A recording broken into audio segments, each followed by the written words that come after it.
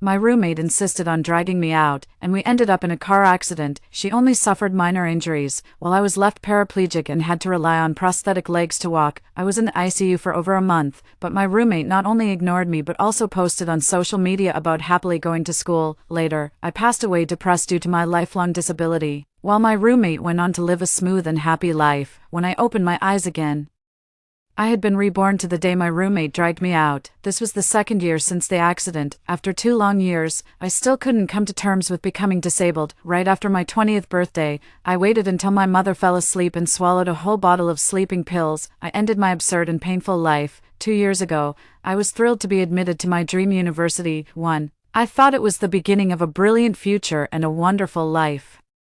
Little did I know that a single accident would ruin my entire life. It was a winter afternoon. The intense final exams had just wrapped up. With just 2 days left until break, our dorm mates decided to hang out together. We originally planned to head out at 2 p.m. Everyone had just finished lunch and was planning to take a nap before heading out, but for some strange reason, Cynthia insisted on leaving right at noon. She even insisted on dragging me along with her. I turned her down on the spot and asked the other roommates for their opinions. Her roommates Yuna and Leland both tried to persuade her, "Let's wait until 2 p.m. and all go out together," but she wouldn't listen to reason. She even resorted to threatening me with the fact that I'd eaten the local treats she brought, aggressively pressuring me to go with her. I still didn't agree. When that didn't work, she played the victim card and said she needed to go to the hospital first. In the end, I gave in. It was the dead of winter, -7 or 8 degrees, and going out without gloves would freeze your hands. There are buses and a subway outside the school, and the hospital isn't far. It's within walking distance. Of all the ways to escape the cold, she had to pick the shared e-bike with snow piled on its seat by the roadside. I suggested taking the bus, hailing a cab, even offered to cover the fare myself. She turned down every single one. I've had a phobia of bikes ever since a dog chased and bit me while learning to ride in my village as a kid, so I still haven't mastered the skill of riding an electric bike. I scanned the ride code, and she gave me a lift from the front. Just as we reached the hospital entrance, a truck ran a red light, its wheels skidding, and it came speeding straight toward us. I was thrown off the back of the bike, and the waist-high tire mercilessly crushed both my legs. Cynthia only had minor scratches on her face, yet she was wailing even more hysterically than I was. My phone screen was also shattered, making it impossible to call for emergency help. I lay in a pool of blood, my consciousness fading, and could only feebly cry out to her for help. She completely ignored my injuries, only pulling up her camera to check if her own face was disfigured. She kept texting her friends and parents non-stop, pouring out her inner fears and worries. As she sent the 8th 60-second voice message, I lost too much blood, my vision went black, and I completely lost consciousness. Fortunately, a kind passerby called an ambulance for me, and since the accident happened right at the hospital entrance, the timely medical care saved my life. When I woke up, the doctor told me I hadn't been in a coma, but in shock, had it been just a few minutes later. He could have clocked out early. I was staying in the ICU, and Cynthia was lying right next to me. The nurse treated the 2 minor scratches on her face. Still uneasy, she bossily demanded that they bandage her up properly. I asked if she had any other injuries, but she shot me a glare and snapped, "It's all your fault for not knowing how to ride an e-bike. I could have dodged it on my own." Jinx, don't talk to me. I didn't have the strength to argue with her, but her awful attitude made my chest ache with anger. Not long after, Cynthia was transferred to a general ward. Meanwhile, I remained in the ICU for over a month. During that time, I underwent several surgeries and had both my necrotic legs amputated. The pain pump still isn't an option, and the agony is unbearable every day. I'm at the point where ending it all seems tempting. During that time, Cynthia texted me a few times, not to check on me, but to complain. "I'm running a fever, my head and throat are killing me. I feel absolutely miserable. Don't worry. I'll come see you as soon as you're discharged from the hospital." Yet throughout my entire hospitalization, recovery, and 2-year leave from school, she never visited me once. She even blocked me on social media, posting about her wonderful campus life after being discharged. Meanwhile, after leaving the hospital, I could only get around with a prosthetic leg and wheelchair. This unforeseen tragedy left me permanently disabled. My family spent hundreds of thousands on my medical bills, prosthetics, and a wheelchair. My mother wept daily, her sighs never ceasing, her dark hair turning white from grief. To repay the medical debt, my father worked 3 jobs, refusing to even buy a 2-in-1 bottle of water when thirsty. The more I thought about it, the angrier I got, and I seriously considered taking Cynthia to court, but the court informed me that the truck driver was fully at fault, and Cynthia bore no legal responsibility. However, the truck driver had passed away, and his family couldn't afford to cover my medical expenses, so I had to just accept my bad luck. Cynthia goes to school happily every day, while I'm stuck at home feeling like a miserable outcast. The judgmental stares from relatives, the pointing fingers of strangers, the overwhelming burden on my family, the exorbitant cost of prosthetic limbs, the profound psychological trauma, my deteriorating health, and the daily struggles with basic needs like using the restroom and getting around. Each of these burdens felt suffocating, crushing me under their weight. In the end, the pressure became too much to bear. Unable to stand the thought of being a burden to my family any longer, I made the desperate choice to swallow an entire bottle of sleeping pills. I also left behind a suicide note, exposing Cynthia's malicious actions online, but deep down, I was filled with immense resentment and overwhelming hatred toward her. When I opened my eyes again, I had been reborn 2 years into the past, the very day Cynthia insisted on dragging me out of the house. Staring at the date on the calendar and the familiar, cozy dorm room setup, I could hardly believe my eyes. I pinched Cynthia hard, finally snapping back to reality at the sound of her scream. The familiar smell of food in the dorm reminded me that Cynthia hadn't had the chance to cause trouble yet.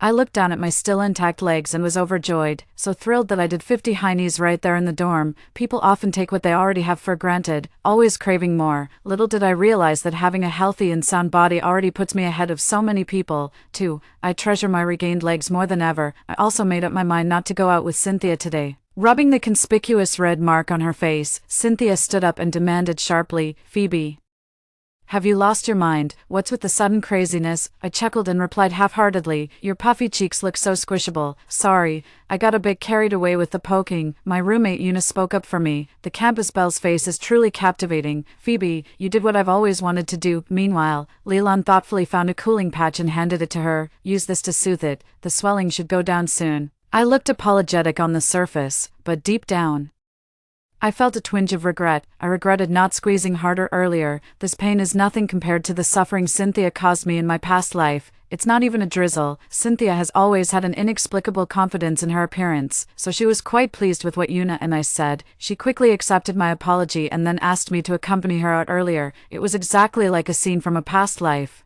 Coercion and playing the victim, she made it look effortless.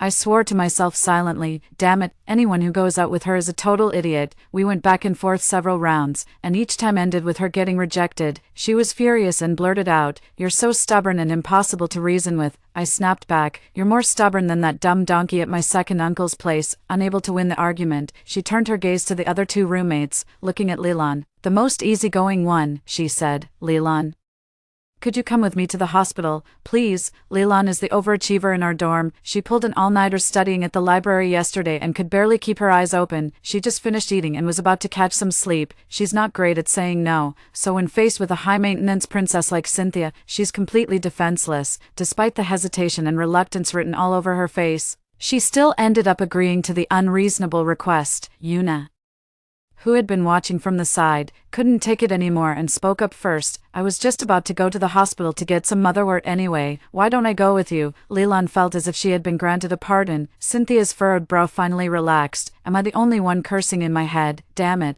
is this idiot trying to get himself killed? I don't want to get involved. And I really don't want to see my kind-hearted roommate repeat the tragedy of my past life." Una ignored my protests and insisted on going out with her. In a moment of quick thinking, I grabbed Cynthia's beloved Neza figurine from her desk. With a sharp crack, it shattered on the floor. It was a rare collectible she'd spent a month unboxing blind boxes to obtain. She used to show off in the dorm all day with nothing better to do, and now it finally paid off. Cynthia, who had just reached the doorway, let out a piercing shriek like a boiling kettle.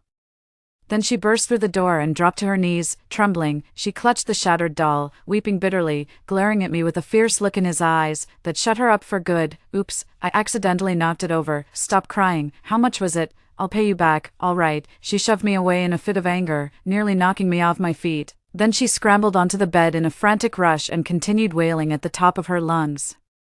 Anyone who didn't know better would have thought her own father had died. I simply couldn't make sense of it. How could someone who cares so deeply about a doll be so indifferent to a human life, especially the life of a roommate they've lived with day and night for nearly half a year? Unless her intention in asking me out was to have me killed, or to have any one of the 3 of us killed, that was her intention all along. During those 2 years of suffering, I did a lot of thinking on my own.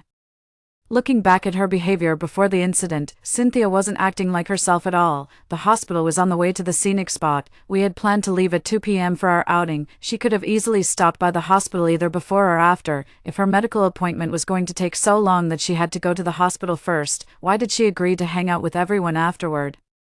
She's usually so sensitive to the cold and lazy. What made her want to ride a shared e-bike that day? Besides, I even offered to cover the cab fare. Taking a cab is warm, free, and convenient. Shouldn't any sensible college student jump at the offer? I cried out to her for help after the accident, with less than a meter between us, despite being fully capable of saving me. She chose to turn a blind eye and watched me go into shock from blood loss. How is this kind of inaction any different from murder? Every clue warns me that Cynthia is a scheming individual with dark secrets to hide. A sudden flashback of that exposé post I made before my suicide crossed my mind. 1 comment with the highest engagement left a deep impression on me. A user with the online ID "Heaven Rewards the Diligent" commented, "The truck rear-ended you at such close range. Yet you ended up paralyzed in both legs while she only had minor scratches. That just doesn't add up." Take what I'm about to say as you will, believe it or not, it's up to you. Your roommate clearly called you out on purpose. That was her intention from start to finish, not a coincidence. I was reborn. She must have somehow known she was fated for this misfortune and deliberately dragged you into it to take the fall. If you don't believe me, have your parents consult a reliable fortune teller and ask whether she used you as a scapegoat. You'll find out, after you took the heat for her. She must have felt guilty and started avoiding you on purpose. Now everything makes sense, I replied. I've never believed in that nonsense, but the evidence is right there. Cynthia is clearly up to something. Since her plan fell through, she's bound to make another move, just to be on the safe side. I asked my family to connect me with someone in the know. Using my grandfather's passing as an excuse, I took an earlier train home. Good thing I'd made a note of Cynthia's birthday beforehand, so I wasn't caught off guard when my contact asked for it. She compared my birthday with Cynthia's, then mumbled a bunch of incantations I couldn't understand. Then she came to the same conclusion as the top comment. She used up all her luck chasing wealth, and now she can't handle the backlash of bad fortune. You must have the strongest aura among the 3 roommates. So she picked you to take the hit for her. I was absolutely floored when I heard about this happening in real life for the first time. My grandpa, being the skeptic he is, muttered under his breath, "What is this, some kind of Gucci and She-10 cosplay, trying to ward off evil spirits? Does she think she's Bailey Tissue or something?" Ran my frown deeply, then asked me for the birthdays of my other 2 roommates, just as expected. "You have the strongest fortune." Her brows furrowed so tightly they almost formed a straight line, looking just like the doctor in my past life who told me I needed an amputation. I was so terrified I dropped to my knees, thinking I was about to face another stroke of bad luck, and quickly begged her for help. "Auntie, what should we do now? Is there a way to break this curse?" She shot me a smug sidelong glance, raising an eyebrow as she said, "Didn't you say you don't believe in all that nonsense?" Riding an old lady through a red light, she recited the username from my online post. I exclaimed, "Your hard work pays off. What a crazy coincidence." She replied earnestly, "Not a coincidence. I came specifically to help you." My grandpa blurted out loudly, "Bullshit. I handpicked this guy from a whole crowd of fortune tellers at the gate of the Holy Water Temple." Hard work pays off shot back loudly, "You're full of it. I'm the only free fortune teller on the whole damn street. And you call that handpicking? I've always sided with friends over fairness. How is this not a form of meticulous selection? Stop arguing already. Shouldn't the real focus be on how to break this deadlock?" Hard work pays off pondered for a moment before responding. "Simple. Just make sure she can't borrow your luck." "How exactly do I do that?" "Simple. Just treat her like she's invisible. Don't listen, don't look, don't pay attention. And don't live together, most importantly. Don't believe a word of her nonsense, and resist the temptation." "Me? What kind of temptation?" "Tian Dao Cho Chin, every kind of temptation." I patted my chest and said with great confidence, "Don't worry, Master, I can definitely do it." "Tian Dao Cho Chin, why call me Master? I graduated from a professional Taoist college. You should call me Taoist priest." "Me? All right, Master." After winter break ended and school started, more than a week later, I tearfully messaged the Master, "Master, she's giving me way too much. I can't handle it anymore. What should I do?" On the first day of school, I moved out of the dorm as the master instructed. After hearing about my past life experiences, though skeptical, my parents rented an apartment for me off campus. At the same time, the master warned me, after failing to ward off the disaster last time, Cynthia will face even worse backlash. So she's likely to take desperate risks, even at the cost of her own life. Your luck is at its peak.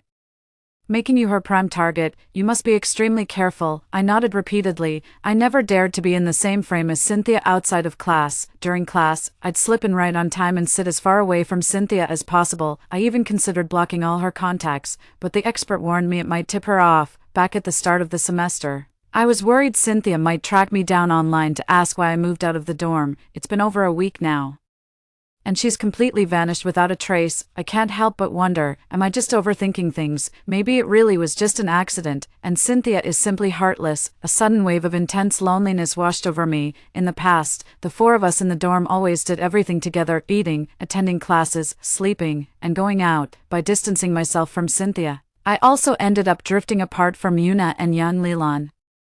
Has Cynthia given up on targeting me and started focusing on my other roommates instead? Just as I was lost in thought, a message suddenly popped up on my phone. My heart sank, an internal alarm started blaring. It must be Cynthia losing her patience. When I opened the message, it turned out to be Lilan, not Cynthia. Lilan, Phoebe, the advisor said you were sick and wanted some quiet time off campus to recover. I didn't dare to message you all week.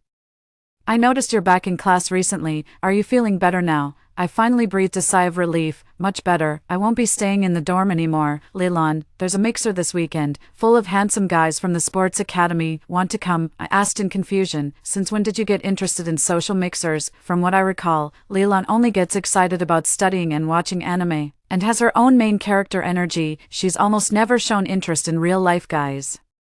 There were tons of mixers at the start of last semester, but she never attended a single one. Without answering, she just pulled me straight into a group chat. There were only 3 people in the group, me, Lilan, and Yuna. I was the one who wanted to go to the mixer, so I dragged Lilan along with me. Want to join us? It's been ages since we last hung out. I asked back, why just the 3 of us? Where's Cynthia? Yuna said bluntly, don't you think she's acting like a spoiled princess? Going out with her is exhausting. We always have to accommodate her every whim. Let's just the 3 of us hang out this time. As long as Cynthia isn't involved, everything's fine by me. I've been cooped up in this rental for so long. I've been dying to go out and have some fun. You can't just shut out all your friends because you're wary of one person, can you? So it was only natural that I accepted Yuna's invitation. The meetup was at a mall near campus, which had a KTV inside.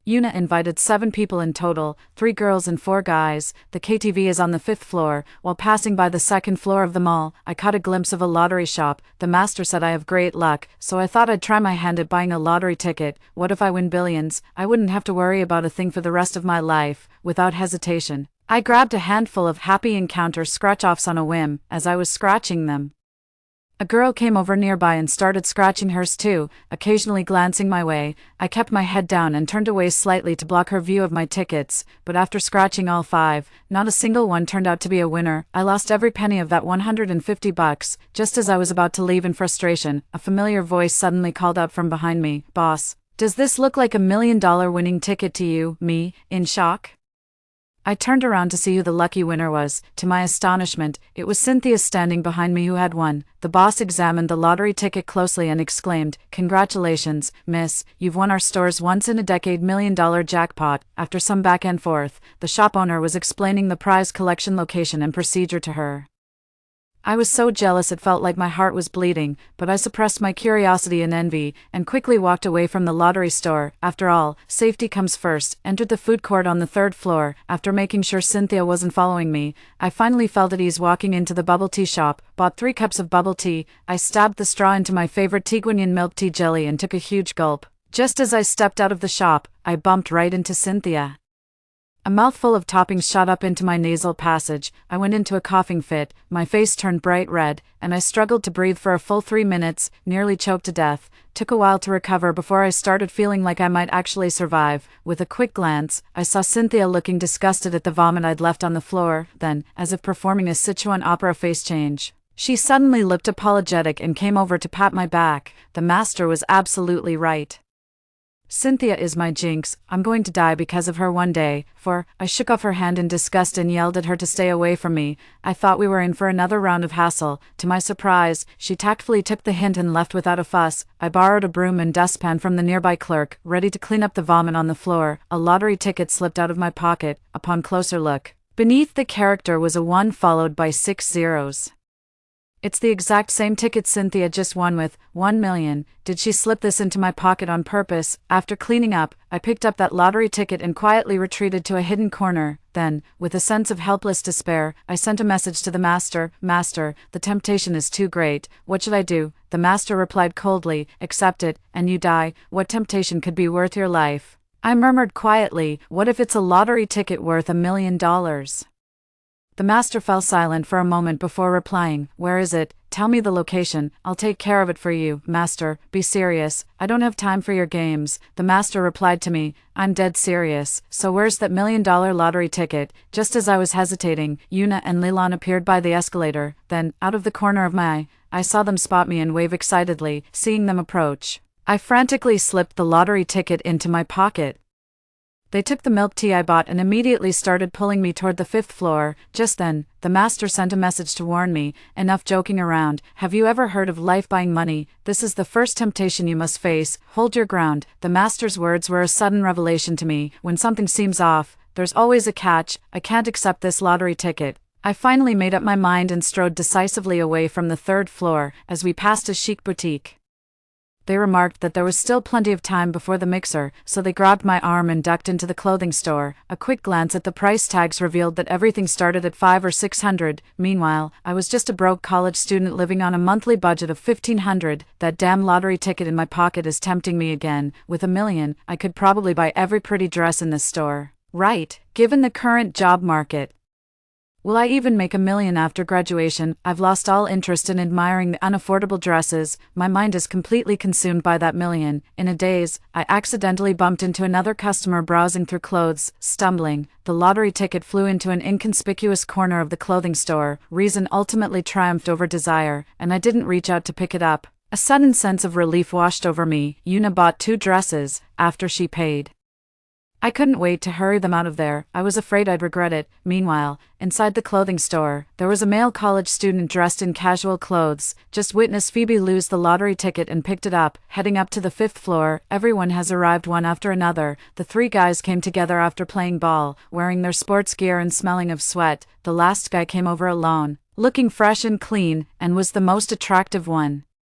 He noticed there was an empty seat next to me. Instead of squeezing in with the other guys, he sat down beside me. I gave him a nervous smile. We were picking songs when the KTV door suddenly burst open and several people rushed in. Cynthia pointed aggressively at my face and shouted, "This is the one. She stole my lottery ticket." She marched straight toward me, grabbed my wrist, and threatened to take me to the police station. I spoke up in my own defense. "Who stole your lottery ticket?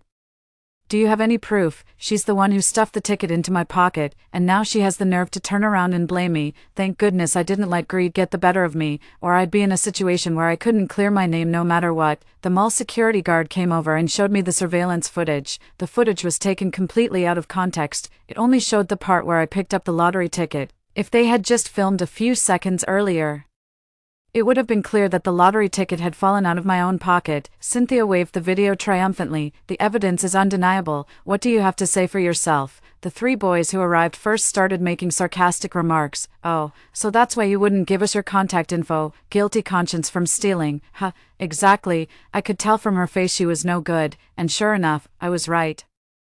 Coming to a mixer and still putting on airs. "Now you've made a fool of yourself." Only Conrad, the guy who showed up last, didn't mock me. "If you're going to be this petty, don't bother coming to mixers anymore. Besides, the surveillance footage only proves that Phoebe picked up the lottery ticket. What gives you the right to call her a thief?" I pushed him aside, stepped in front of the 3 men, and said calmly, "First of all, I didn't steal anything. Second, the only reason I refuse to give you my contact info is because you're ugly, smelly, and way beneath me. Third, if you dare utter another insult or slander against me, I'll sue you for defamation or libel. With any luck, you won't even make it to college. Go ahead, say one more word. I dare you." I tapped the record button and casually scanned the room with a dismissive glance. With that, the 3 men slunk out of the KTV like whipped dogs, utterly humiliated. Yuna and Leland also took my side.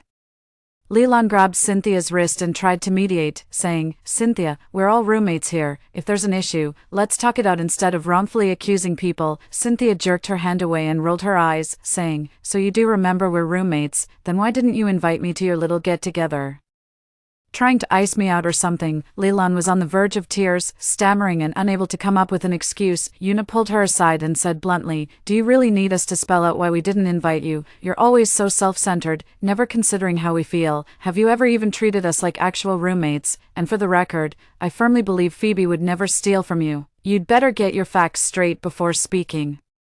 Don't go accusing innocent people for no reason." Cynthia flushed with anger, her face turning red as she pointed at me and demanded, "But you were the one who found that lottery ticket, weren't you? Don't you know that lost property should be returned to its owner?" I spread my hands in a helpless gesture and shrugged, saying, "So what if I found it? I was going to return it to the owner, but then I lost it again. It wasn't mine anyway, so no big deal if it's gone, later." After Cynthia kept pestering me, I took the whole group to the clothing store on the 3rd floor. I searched every corner, only to find the lottery ticket had vanished into thin air. I asked the shop owner to check the surveillance footage for me, but the store's cameras happened to be out of order these past few days, leaving no way to trace it. Cynthia deliberately threw herself on the ground at the entrance, throwing a tantrum that drew a crowd of onlookers. Without any proof that I had stolen the lottery ticket, she changed her mind and demanded I compensate her $800,000 for the lost winnings. Some clueless bystanders thought I had intentionally lost her ticket and started pointing fingers at me. A few kind-hearted people suggested I call the police to help mediate the situation. Just as I was about to dial the police, Cynthia suddenly scrambled up from the ground and ended the call before it could connect. A flicker of guilt flashed in her eyes as she exclaimed loudly, "If anyone's calling the police, it should be me. You don't get to preempt me here." With that, she immediately dialed the emergency number. Within 5 minutes, an officer in full uniform arrived swiftly. The response time was quicker than I expected. Strangely, after hearing my story, the officer immediately tried to arrest me without any explanation. I couldn't help but doubt their true identities. Based on my years of watching cop shows, this officer seemed highly suspicious. First, he didn't show me his ID. Second, police officers usually go out in pairs, but he was alone. Third, the guy looked shifty, and his uniform was all wrinkled. I tried to break free from his grip and demanded to see his credentials. He used the excuse of responding to an emergency too hastily and forgetting his credentials to forcibly drag me along. He pulled me into the elevator and out through the mall's main entrance. Only a grayish-white van was parked by the roadside. There wasn't a police car in sight. Yuna and the others stuck close to me, worried that something might happen. I suggested they call the police, and at the same time, I kicked the fake cop hard in the groin. In pain, he had no choice but to let go of me. Yuna's emergency call was hung up again. It turned out to be Conrad, who had been tailing us all along. He pulled out a lottery ticket and flung it at Cynthia's face. "I found your lottery ticket. Take it and get lost if you know what's good for you, or we'll call the cops right now." 5. With all the commotion he caused, the fake cop who should have been caught managed to drive off and escape. Cynthia took the lottery ticket and walked away without a second glance. I quickly pulled up my phone to snap a picture of the fake cop's license plate. Conrad suddenly stepped in front of me, looking concerned as he asked, "Are you okay?" I was so furious I saw red. "Are you blind? Can't you see I'm taking a picture of the license plate?" He froze, staring at me in disbelief. 2 tears welled up and spilled from my eyes. I was stunned. "Seriously," Leland whispered to me from the side. "Phoebe, they just helped you out of trouble and showed concern for you. Being so harsh with them doesn't seem right." I glanced at Yuna, and she shook her head at me too. TSK. He's a good-looking guy after all. How come you don't know how to be gentle with him? Can't blame me. I was suddenly hit with a wave of inexplicable anger. I apologized to him sheepishly. "I'm sorry. I lost my temper earlier and ended up taking it out on you. Please don't take it to heart." He reached out to touch my head. I immediately pulled away. He flashed a radiant smile. "Quite easy on the eyes. Indeed, add me as a friend, and I'll forgive you." The moment these words were spoken, Yuna and Leland immediately started egging them on. Out of respect for their dignity, I ended up adding their contact. To my surprise, this person had no sense of boundaries and sent me shirtless photos in the middle of the night. Some time passed. I told Yuna and Leland about how Cynthia deliberately used her roommate as a scapegoat. They were skeptical at first, but recalling the lottery incident from that day made them realize something was truly off. Cynthia had the audacity to call someone to impersonate a police officer. Her boldness was downright shocking. Had I actually been dragged into that van, the chain of events that would have followed is too horrifying to contemplate. The 3 of us were struck with a wave of lingering fear. They didn't dare stay in the dorm either, so they asked to squeeze into my rental place with me. I gladly agreed. That evening, after we got back from the library, Conrad sent me a bunch of messages. I didn't reply to a single one. Just as I was about to delete him as a friend, he suddenly sent over several photos of his abs. He was wearing a black lace blindfold, with his torso bare to show off his abs, and gray trousers on the lower half. His hairstyle was impeccable, the look was seductive, his physique was well-defined, and his words were enticing. Too bad, he's just not my type. That's so presumptuous. Even if he's handsome, it's still inappropriate, and it's so sleazy, and way out of line. Yuna and Leland leaned over my shoulders, watching with great interest. Yuna has always been free-spirited. If you dislike him so much, why not let me have him? I'm actually quite fond of him. I nodded without hesitation. Please, go ahead. I ended up playing matchmaker. Yuna used my name to invite Conrad out for a meal. The reason was to thank him for helping me out that day. They didn't refuse and even proactively shared a restaurant address. Yuna was worried about feeling awkward going to the date alone, so she asked me and Leland to come along. We're always up for some drama, so we agreed. After following the shared location to the restaurant, we realized this place was anything but ordinary. It's a male model-themed restaurant. Staring at the drink prices on the menu, I was completely stunned. There's no way a broke college student like me could afford this. I immediately made up an excuse to slip away. Conrad remained completely unfazed. Don't worry, this is where I work part-time. I get staff benefits here, so your food and drinks are on the house. Only then did we begin to relax a little. Conrad led the three of us into a large private room. He handed us a menu. There wasn't a single dish listed. It was all photos of male models. Among them were some of the most popular male students from our university's departments. Leland and I were completely stunned. Yuna, however, was thoroughly enjoying herself, looking through each one as if she couldn't decide. Then she half-jokingly said, "Give me one of everything on the menu," but Conrad took it seriously. With a wave of his hand, he ushered in over a dozen male models with impeccable makeup and stunning physiques. A group of handsome men filed in one after another, taking their seats around us in small groups. Leland and I were frozen in fear, terrified that even the slightest brush against the guy next to us would rack up a bill we couldn't afford. Yuna turned out to be all bark and no bite too, but when people actually walked in, her smile vanished, and she begged Conrad repeatedly to show them the door. Instead, Conrad called over the manager and calmly explained, "Today marks the 1-year anniversary of our store's opening. As our first lucky customers of the day, all your expenses will be covered by the store." I chimed in from the corner with a sly tone. "You said it yourself. I've got it on record." Yuna was just resisting contact with the male model, but the moment the boss finished speaking, her hand was already feeling the chest muscles of the handsome guy next to her. Leland was pinned against the wall by a handsome man in a white suit. She kept saying no and telling him not to get too close, but in reality, she didn't move an inch away. After being reborn, I've become extremely cautious and still don't dare to make any rash moves, using the restroom as an excuse. I secretly sent a message to the master. Upon receiving it, the master immediately sensed something was off. Conrad's stance is just too bizarre. He claims to be pursuing me, yet he brings me to a male model club. Doesn't he get jealous? What's more, I was the one treating him to a meal, yet he chose a male model club where he wouldn't have to pay. What was his intention? Whatever his motive, the master gave me a brilliant solution: risk hedging. In other words, safety in numbers. I walked up to the front desk and asked the owner, "Since we're the first lucky customers, could we invite some friends to join us? Don't worry, they'll bring their own food and drinks, so they won't use up too many of the shop's resources." The owner seemed delighted and, to my surprise, agreed without hesitation to what seemed like an unreasonable request. After returning to the private room, I had all the male models line up for a group photo. Sent it to the girls' class chat. Cynthia wasn't in that group because I was the admin. "Ladies, there's a bunch of hot guys waiting for you at Lilian Restaurant right outside the school's main gate, and it's free." The group chat instantly exploded with activity. A male sister took the lead and sent a voice message, excitedly calling me godmother. The frequency of godmother messages in the group quickly exceeded 20. Within 10 minutes, over 20 girls showed up at the store. I took on the role of a greeter, standing at the entrance to escort them into the private room. Now there weren't enough handsome guys to go around. Aside from a few of the guys playfully pinching their butts, no one crossed the line. Dozens of people split into 2 private rooms, with all sorts of party games taking turns. We partied all night long. Amidst the wild celebration, only one person looked unwell. It wasn't the boss, but Conrad. Yuna, completely drunk, couldn't help but cup his face and lean in slowly.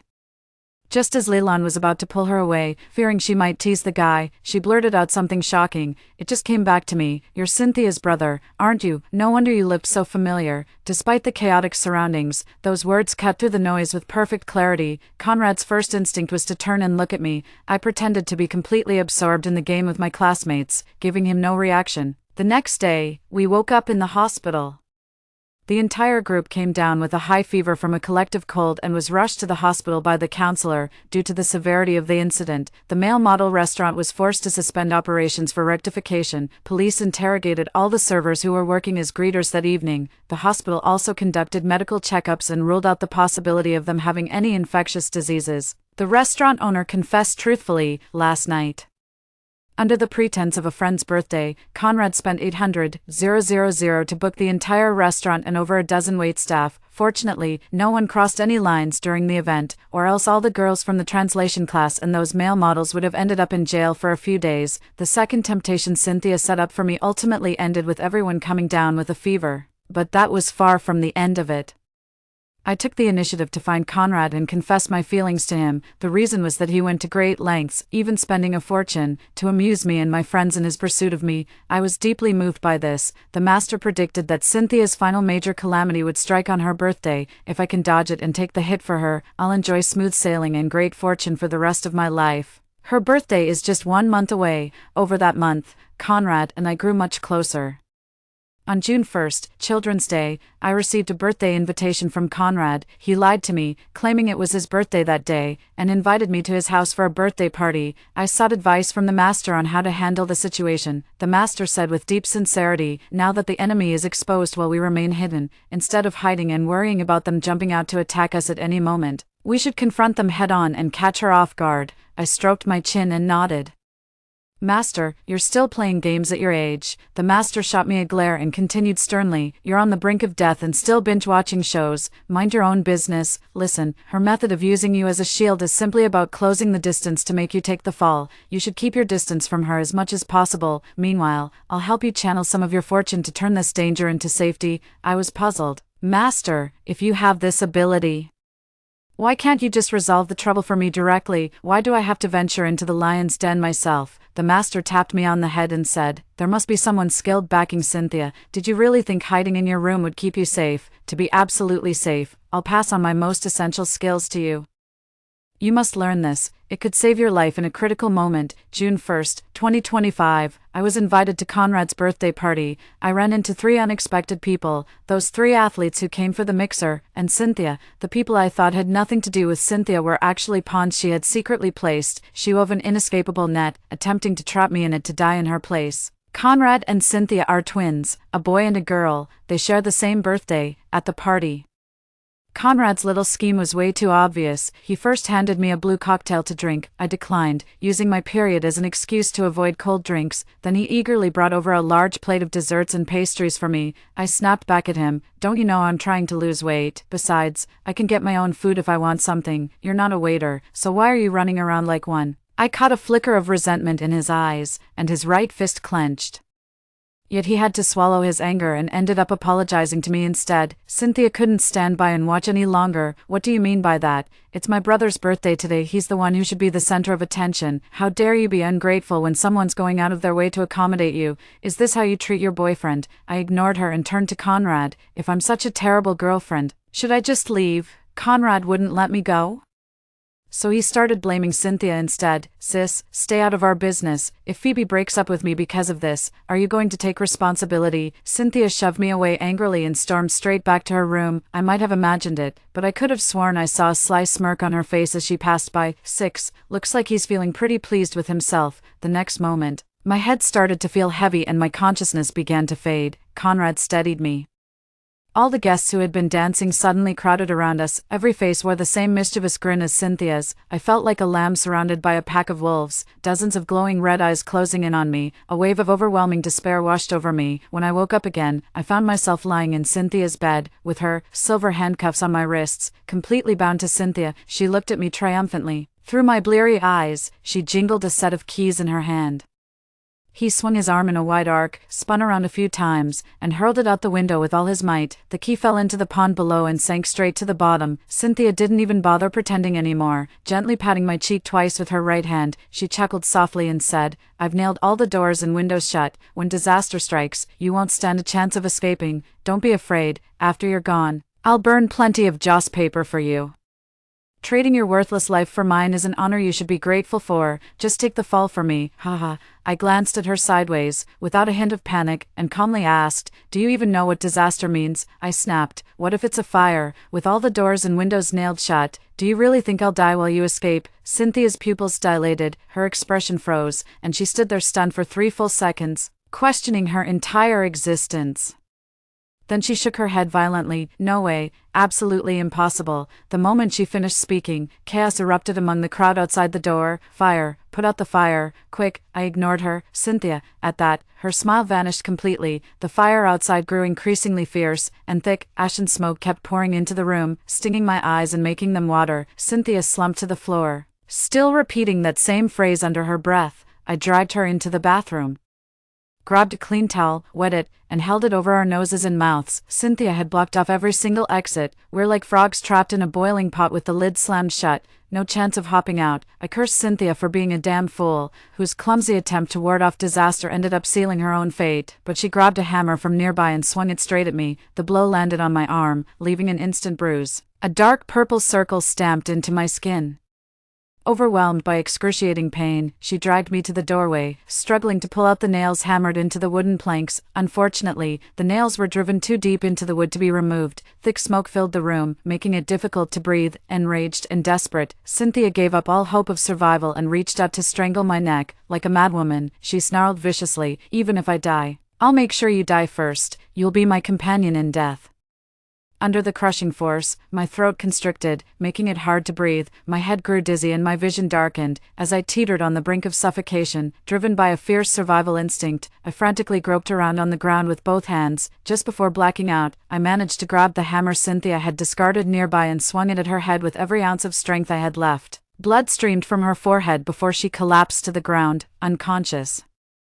Using the lockpicking skills my master taught me, I managed to unlock the handcuffs. I then hurriedly hid in the bathroom, opened the window, and gasped for air. Suddenly, I realized there was no fire in the room. As long as I seal the door gap completely to keep the thick smoke out, I'll be safe for now. I quickly grabbed the quilt from the bed, soaked it thoroughly with water in the bathroom, and stuffed it under the door crack. The wet quilt sealed the gap tightly, and very little smoke seeped through. Before long, the thick smoke in the bedroom dissipated through the open window, and visibility improved significantly. The fire trucks arrived just in time, and the blaze was quickly brought under control before being fully extinguished. I stood by the window, waving my arms and shouting for help to the firefighters below. Someone downstairs spotted me and alerted the firefighters nearby. Eventually, they borrowed a chainsaw to cut through the sealed door and rescued both Cynthia and me. The downstairs area was completely ravaged by the fire. Everything was charred black, with numerous small fires still smoldering. The overhead beam was dangerously unstable, making us tread carefully as we passed beneath. Cynthia survived.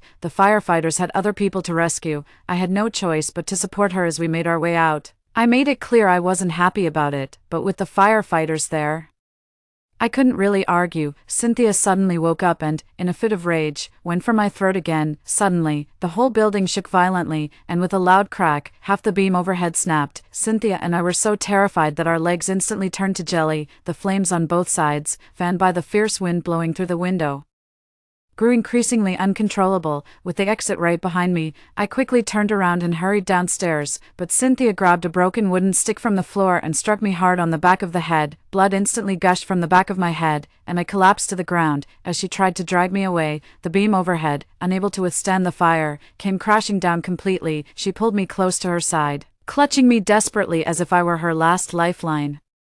My body was left exposed beneath the beam, used by her as a human shield. Little did they know, I never lost consciousness. A split second before the beam crashed down, I sidestepped and rolled onto the burning floor nearby. The beam impaled Cynthia through the abdomen, blood gushing from her mouth as she collapsed dead on the spot. My clothing smothered the flames. I managed to dodge the beam just in time. The memory of the car accident in my past life suddenly became clearer.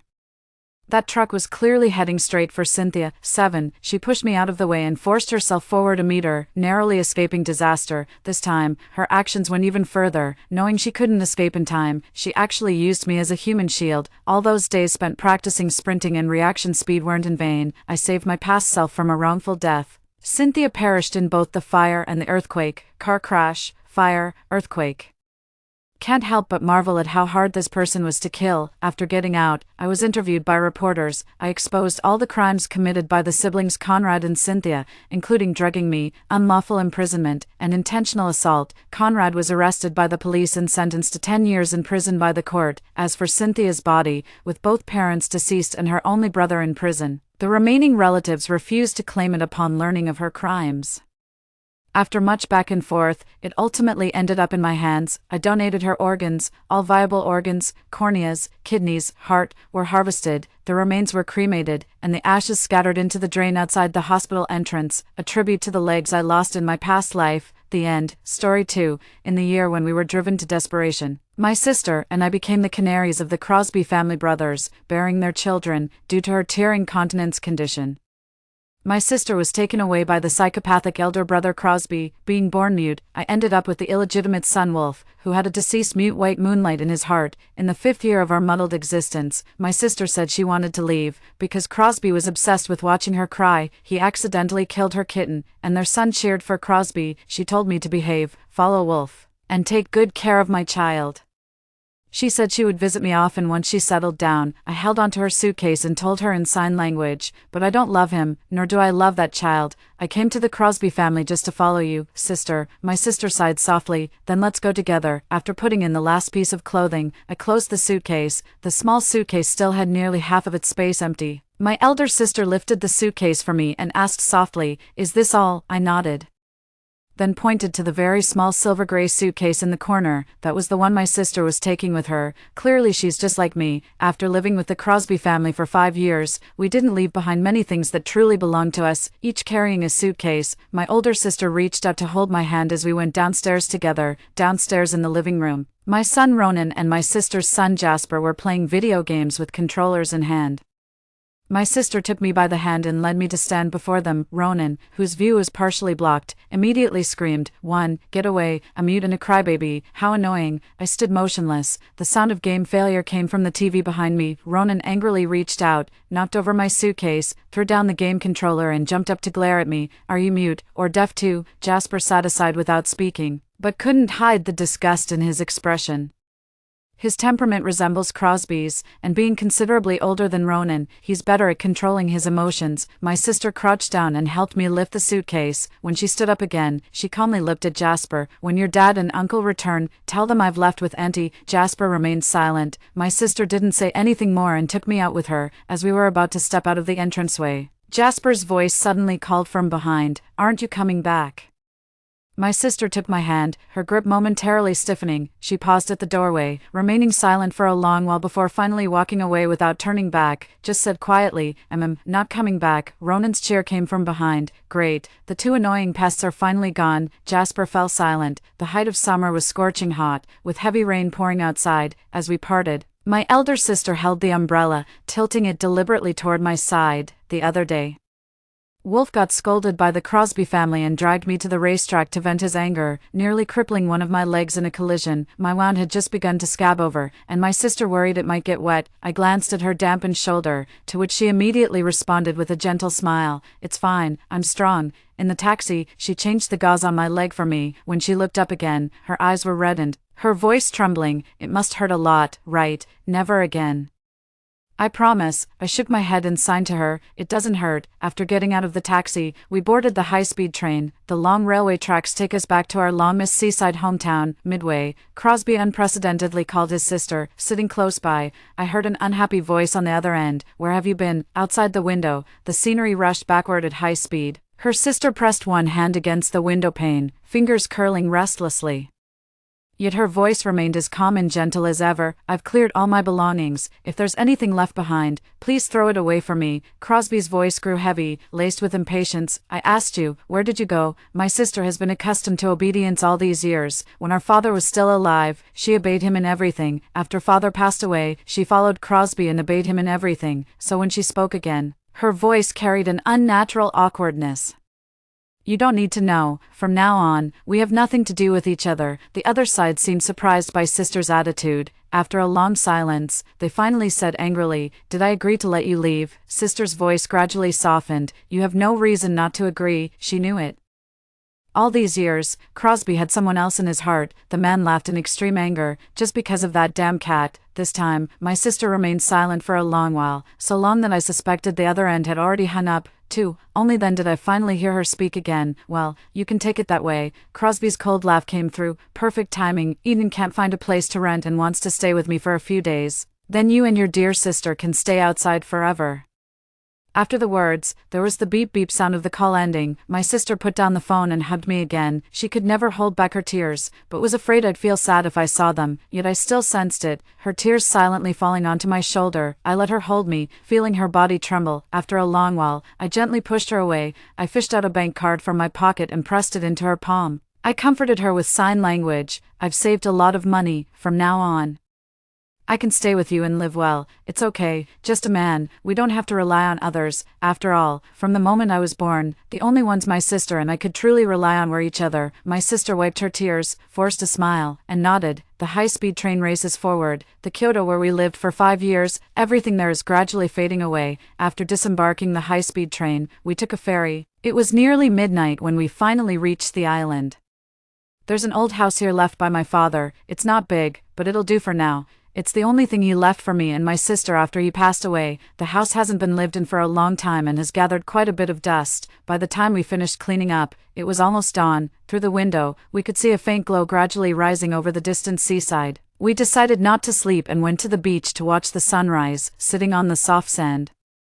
The sea breeze blew away all the drowsiness from staying up all night. In the distance, the sun gradually rises above the sea's horizon, then suddenly breaks through the clouds, casting golden light across the water. I rested my head on my sister's shoulder. She suddenly spoke up, saying, "I want to open a restaurant here." Many years ago, she had also said these words to me. Later, Dad died, leaving behind a mountain of debt. She went to find her ex-boyfriend Crosby, bringing along 6-year-old Jasper. After that, the ex-boyfriend became her sugar daddy, and she became his nameless, unofficial mistress. When the restaurant couldn't stay open, she found other ways to cook for Crosby, but just a few days later, Crosby calmly frowned and told her, "We don't need a maid at home. I don't want to come home to a woman reeking of cooking oil. It's disgusting." After that, my sister never cooked again. Crosby still never gave her a friendly look.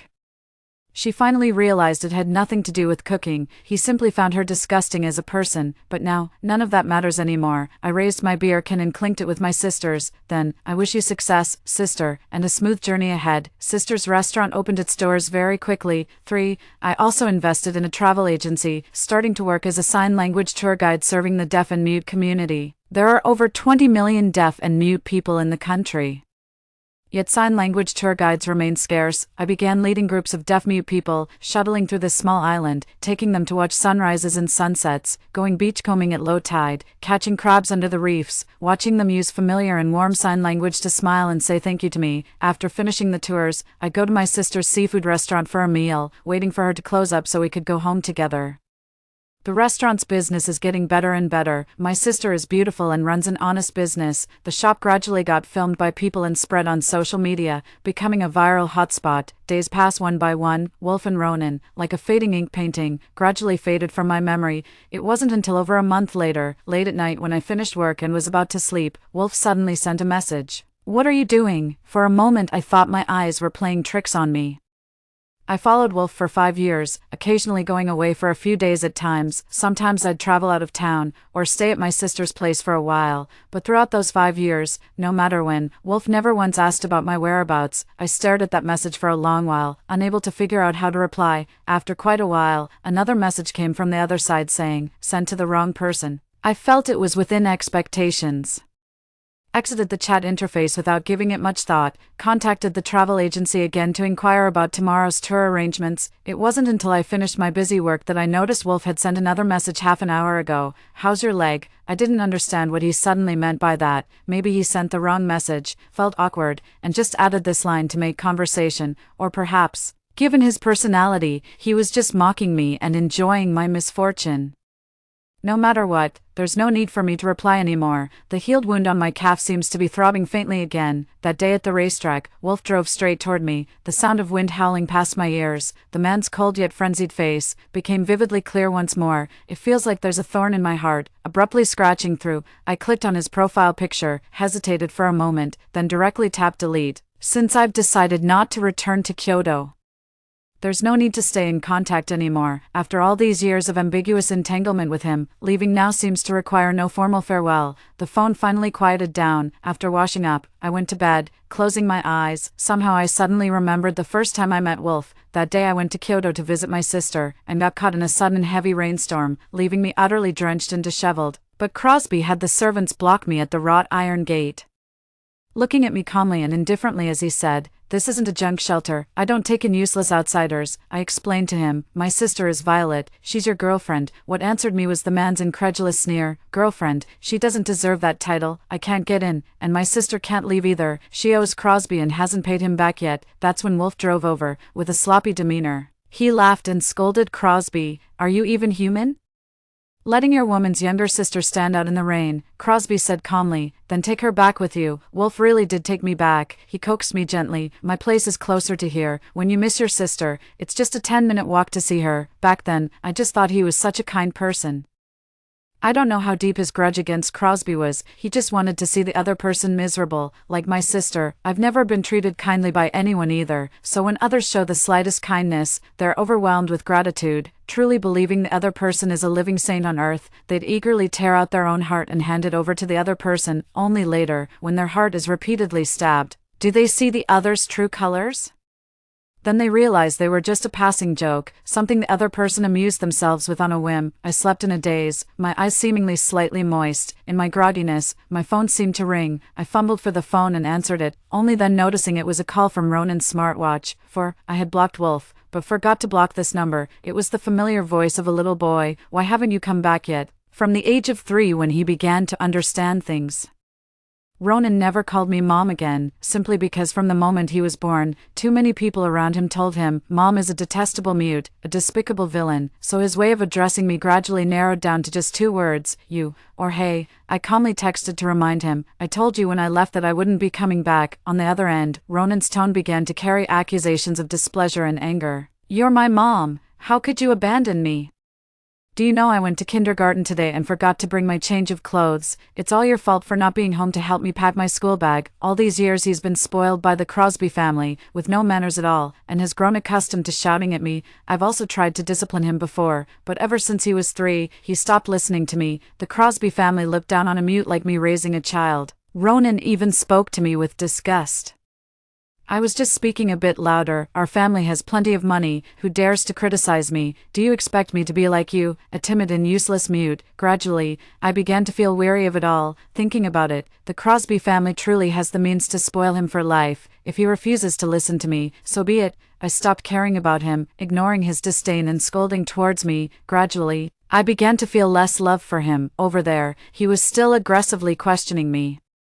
"Come back immediately. Do you know how many days it's been since I last had sweet and sour pork ribs?" No one reminded Dad to take his stomach medicine, and he's had stomach aches many times. "If you don't come back to take care of us soon, we'll really get angry." Over these past few years, the image of me in his heart has gradually changed from mom to a nanny who's expected to serve them. I can't speak. Feeling exhausted and somewhat unwilling to reply to messages, simply hung up the call directly, then blocked this number. Considering Ronan's habitually willful nature, he might change numbers again to accuse me. I simply turned on the unknown call blocking feature. The world is finally quiet, and I let out a soft sigh. Suddenly I realized my feelings toward the Wolf father and son seemed to have dwindled mostly into impatience. My work continued as usual. The scope of my tour guide work gradually expanded from this small island to nearby coastal cities.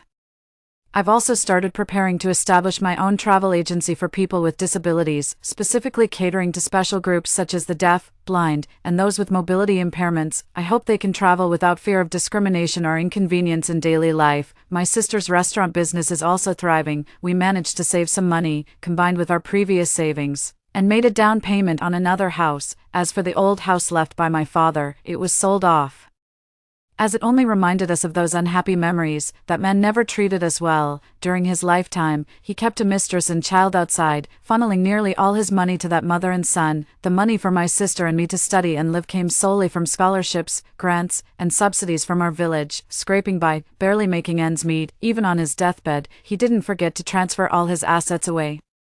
All he left for us sisters were debts and that dilapidated house nobody would buy. As he lay on his deathbed with his last breath, he said viciously to us sisters, "Don't blame me either. If you must blame someone, blame yourselves for being born from that wicked woman's womb. In his youth, bound by his parents' orders and too afraid to resist, he married my mother. After marriage, he vented all his resentment and bitterness onto our gentle and meek mother. Then after mother's death, he turned his anger towards us sisters. That day, my sister listened calmly to his words, then took my hand and left the hospital room without looking back. My sister patted my head and said, "It's okay, I'll take care of you." We didn't watch that man take his last breath, nor did we arrange his funeral. In the blink of an eye, 5 years have passed. The newly purchased apartment is fully furnished, with an area of less than 80 square meters, small, yet cozy. It was the first real home that my sister and I could truly call our own. On moving day, I felt indescribable excitement. My sister cooked a large table full of dishes and opened a bottle of red wine, though we couldn't finish it all between the two of us. But she said that when moving into a new home, having a sense of ceremony is still very important. I cleared the dining table and lit some candles. My sister couldn't help but tease me, who has a candlelit dinner with their own sister. I couldn't help blushing a little, but I still didn't extinguish the candles. As soon as my sister finished speaking, the doorbell rang outside. I thought it was the neighbor from next door who had greeted me earlier today. When I opened the door, I unexpectedly met Wolf's gaze. I froze for a moment. His face, once always defiant, now looked utterly haggard, with dark circles under his eyes. His right hand even leaned on a cane, apparently due to an injured leg. This pitiful state was so unlike him. For a moment, I thought I had mistaken him for someone else, until I saw Ronan standing on his left side again, and Jasper, awkward and silent, not far behind him. I don't know how they found this place, such a grand display, yet it no longer stirred any waves in my heart. I even instinctively and somewhat curiously looked behind Jasper to see if Crosby had come too, but he hadn't. 5. That man probably truly didn't care at all about my sister's coming or going. The three people outside the door remained silent, their faces equally uneasy and at a loss, as if unsure how to begin. After all, none of the three had ever bowed their heads to say a kind word to me or my sister. I watched them for a moment before reaching out to close the door. The food inside was almost cold, and it would be a shame to let my sister's cooking go to waste. Wolf suddenly spoke up, muttering somewhat awkwardly, "Ronan, say something." Ronan looked up at me. The boy's usual arrogance faded from his expression, revealing a frightened and nervous look for the first time. I'm sorry," Wolf scolded again. "Address her properly." Ronan's shoulders trembled as he lowered his head to stare at his shoes, whispering faintly, "Mom, it's been so long since he called me that. I even wonder if he knows who he's calling." Wolf reached out again, pulling him forward as if trying to push the child toward me. He himself couldn't lower his pride to say a single kind word to me, dragged the powerless child to apologize to me. I immediately stepped back, avoiding Ronan's outstretched hand. Frowning again, I signed to my sister, "Ask Wolf what he wants to do. My sister will repeat my words." A look of frustration flashed in Wolf's eyes as he spoke up before his sister could say anything. "You don't have to do this, Aurelia.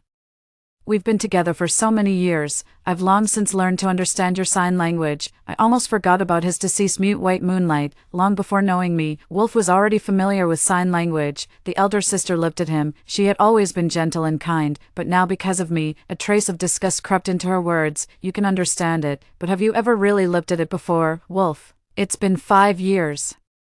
Have you ever once truly respected or cared about my sister?" Wolf's expression froze abruptly. His steps toward me also halted in place. He couldn't deny that he'd always been impatient when watching my sign language. Many times when I gestured with my hands, he would directly interrupt me. "Can you write it down? It's giving me a headache." Occasionally when annoyed, he would simply turn his head away, leaving me awkwardly frozen with my hand midair. Ronan learned from him.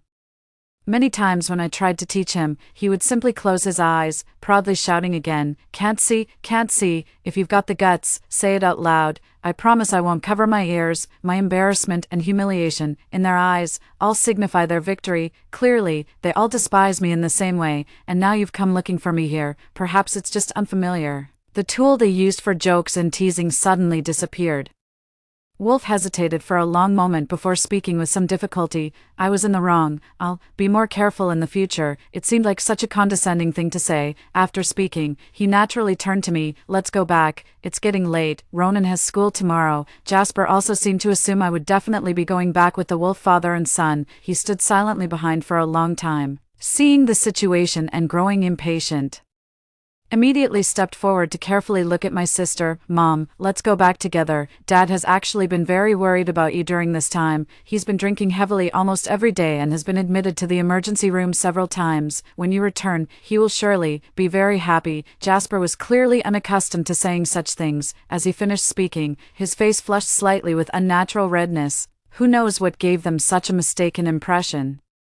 Thinking that my sister and I would turn back because of these few words, I raised my hand and calmly signed to Wolf, "We're over. From now on, Ronan is a child of the Crosby family, and it has nothing to do with me." The elder sister looked at Jasper, whose eyes were almost pleading, and calmly said, "You too." Just as I was about to pull my sister inside, Wolf suddenly rushed forward and grabbed my arm. I angrily tried to shake off his hand, only to see his suddenly reddened eyes and anxious expression. "I know you resent me for bumping into you and hurting your leg that day. Look, my leg is injured too, no less serious than yours. Consider this repayment. Is this enough for you now?" He anxiously rolled up his own pant leg. On his calf was revealed a long, gruesome, and terrifying scar. Wolf seemed genuinely panicked, urgently explaining, "I originally wanted someone to hit me with a car too, but those cowards didn't dare. So I had to use a knife, but my wound is truly no less severe than yours, Aurelia. I'm not lying to you. Feel it if you don't believe me." He spoke firmly while forcibly gripping my hand, trying to press it onto that long wound. 6. I gritted my teeth and exerted all my strength, yet it still took me a long while to pull my hand free. In a moment of emotional outburst, I slapped him across the face. Wolf froze completely, left with nothing but helplessness and desolation on his face. He should understand that in this world, not everything can be repaid. Just like the pain in my leg and the life I almost lost that day, they can never be transferred onto him. The countless instances of neglect and disdain I endured during those 5 years, he will never truly comprehend. That day during his race, someone deliberately pushed me into the path he was about to take, yet he couldn't bear to slow down even slightly. All because the prize for that race was the last painting his unattainable love had created before passing away. It was me, battered and bruised, who frantically crawled out of the track at the last moment like a madman. Only then did I avoid losing my life or the possibility of being left paralyzed from the collision. My life couldn't compare to a painting. That was his choice without hesitation. Wolf's voice trembled as he struggled to explain, "My relationship with Althea isn't what you think.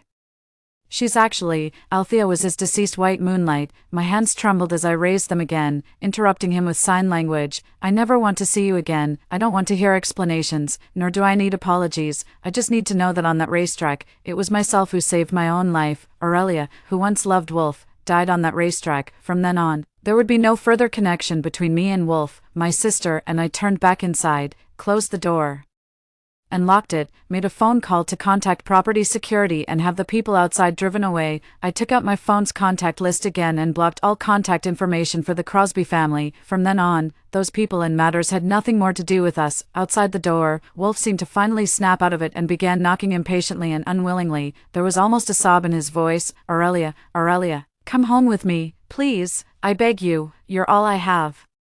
Truly the only one." That willful, unrestrained person who never once looked at me properly now utters such ridiculous and nauseating words. My sister and I sat down at the dining table as the noise outside grew louder. Wolf's voice kept apologizing and admitting mistakes, followed by Ronan and Jasper alternately calling Mom. The commotion outside continued for a long time. Then came the security guards' voices, and finally, it quieted down. I think I've made myself clear enough. Nor was Wolf so foolish as to not understand that my sister and I could never go back, no matter what. The person outside the door finally left, only after a long while. Through the open window, I could still hear Ronan's shrill crying from downstairs in the neighborhood, I want mommy to come home." The sound didn't fade away until much later. I raised my wine glass and clinked it against my sister's. I signed with my hands, celebrating our new home. My elder sister smiled gently. "Let's also celebrate our new beginning." Both my sister and I drank quite a lot of alcohol. I don't handle alcohol well, and ended up completely lightheaded. Just like when we were children, I threw a tantrum insisting on sleeping with my sister. In the middle of the night, I vaguely heard my sister making a phone call. My drunkenness had mostly worn off by then. Faintly, I could hear what sounded like Crosby's voice on the other end. "I don't care, come pick me up at the bar." Such words, spoken in such a vague and even somewhat coquettish tone, really didn't seem like something Crosby would say. 7. Compared to Wolf's arrogant and unrestrained demeanor, Crosby comes across as aloof and ascetic. He seems utterly indifferent to everything. In recent years, he's never spoken kindly to his sister either. His sister calmly reminded him, "Crosby, we've already broken up. What I owed you, I've repaid. The sound of something shattering came through the phone, carrying an anger palpable even through the device. After a moment of chaotic noises, the man's voice returned, gentle and low. "We didn't separate, Violet. You're still half asleep." The elder sister softly interrupted him. "You're the one who's drunk." The voice on the other end gradually became intermittent and incoherent. "Yes, I'm drunk. You should come get me. You used to always come get me, Violet. I have a heart condition. No one is looking after me when I drink. Aren't you afraid I might die?" My sister's hand holding the phone trembled slightly, but her voice remained steady. "I'll contact the butler for you. This is the last time. From now on, please don't contact me again." Perhaps sensing that my sister was about to hang up the phone, the voice on the other end grew urgent. "Listen to me. Eden has left." I dismissed her. This time, the voice over there was clear and unambiguous, so the so-called drunkenness was nothing more than a clumsy excuse. Both he and Wolf felt that actively seeking out me and my sister was a shameful thing to do. My sister chuckled softly. "So, does it have anything to do with me? Firing that woman doesn't change the fact that Crosby maintained an ambiguous relationship with his secretary for those 5 years. It's undeniable that he killed his sister's carefully rescued cat for the sake of his secretary, simply because that secretary insisted on holding the cat despite his sister's objections, then accidentally scratched the kitten's belly with her slender manicured nails. The startled kitten bared its teeth at her but didn't bite, only to be grabbed by the scruff of its neck by Crosby. Her sister tearfully begged him to put the cat down, her face streaked with tears. Yet her tears only further fueled Crosby's desire to act. He had mocked her sister many times. How can someone shed endless tears over such trivial matters? It's both ridiculous and amusing. And so, the cat was flung out without hesitation amidst the sister's tear-streaked face. It hit the corner of the table and died on the spot. Crosby's voice over there gradually faded. "Violet, I just didn't want the cat to hurt anyone and put you in a difficult position. I didn't know it would die from just that one fall." My sister's tone grew increasingly impatient. "What exactly are you trying to say?" The man's voice from over there sounded flustered and confused. "All because of that stray cat we'd only had for a few days. Are you really abandoning me?" He knew perfectly well that his sister's departure wasn't just because of that cat, yet he deliberately chose to play dumb. It seemed his sister had exhausted all her patience. She said indifferently, word by word, "For the last time, sir, we're over, whether it's you or Jasper." 8. After a long silence from the other end, came the man's cold, unwilling chuckle. "Impossible, I'll bring you back soon." My sister frowned, ignoring the voice on the other end, and hung up the phone directly. Under the moonlight, I watched her get out of bed, remove the SIM card from her phone, and toss it straight into the trash. It suddenly occurred to me that although I had blocked Wolf and Ronan's numbers these past few days, they kept harassing me by calling from different numbers. I simply got out of bed and picked up my phone. I took out the SIM card and threw it into the trash can as well. When I looked up again, I met my sister's gaze in the dim light. There were tears in her eyes, but her expression was resolute. I moved closer, wrapped my arms around hers, casually grabbed a tissue, and wiped away the tears at the corner of her eye. Then I said with a smile, "Let's go get new cards together tomorrow. Maybe there's even a discount for the second one." My sister also smiled and said, "Okay, so let all the past end here." At the end of October, my disability travel agency started its business. My sister's restaurant also opened its first branch. The Crosby family's 2 father-son pairs still frequently come around, but it's gradually affecting our lives less and less. The elder sister routinely served customers at the restaurant, ignoring their presence. As for my job in the tourism industry, from morning till night, I'm constantly in places packed with crowds. Having a few more people around me makes no difference. I just treat them as strangers. Crosby bought a villa here, but merely purchased it. It seems he never actually lived there. No one knows what he wants to do. My sister and I just bought a new house and are still paying the mortgage. So we can't just move away to avoid him. Life goes on as usual. In November, I hosted a family of 5 on vacation, 3 adults and 2 children, and took them around from morning till evening. We happened to arrive at low tide during sunset, so the family bought some beachcombing tools and enthusiastically headed into the sea. I stayed behind to watch over 2 backpacks and 2 children, letting them play in the sand around me. The mischievous boy practically rolled around in the sand several times. After getting thoroughly dirty from head to toe, he finally got up and asked me for water. I picked up the water bottle to hand it to him. Looking at his hands covered in mud, I still helped him open the bottle and brought the straw to his lips. The boy signed thank you to me before opening his mouth to drink, but at that very moment, a small figure suddenly darted out from behind me, before I could react.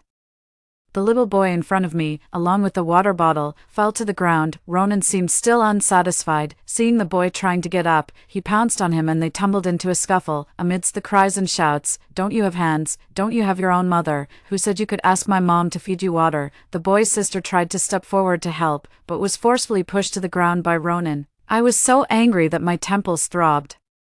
And out of the corner of my eye, I saw Wolf standing not far away. He just stood there watching indifferently, showing no intention of stepping in to stop it. At that moment, I suddenly felt that Ronan wasn't his son, but a mad dog he deliberately raised. My rationality vanished in an instant as I reached out, grabbed Ronan, and shoved him away. Ronan hit the ground with a thud. The sand was soft, it couldn't have hurt much. But he immediately let out a sharp cry, looking at me with a face full of grief and shock. "You've never hit me before, you're a bad mom, you don't want me and dad anymore, and now you're hitting me for some other bad kid." The little boy who was pushed down stood up, pulling his sister up with him, glaring at him angrily while gesturing in sign language. "You're the bad child, that's why your mother abandoned you." Ronan's crying grew even more shrill. Several adults who were gathering seafood heard the commotion and rushed back.